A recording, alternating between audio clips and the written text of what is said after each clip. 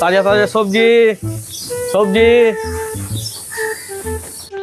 কি আছে?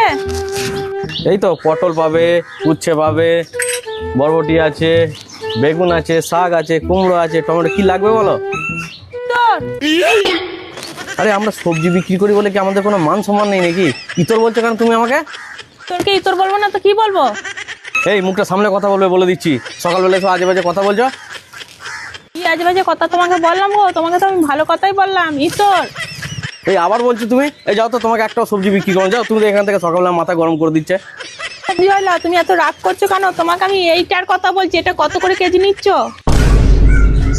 তা ওটাকে ইচোর বলে। ইতর ইতর করছো কেন তুমি তখন থেকে? ওটা 60 টাকা কেজি। বেশ, যাই হোক, তুমি আমাকে এটা দাও। কত হচ্ছে এই দুটো দেখো। ভদ্রভাবে কথা বলতে শেখে নাই গো।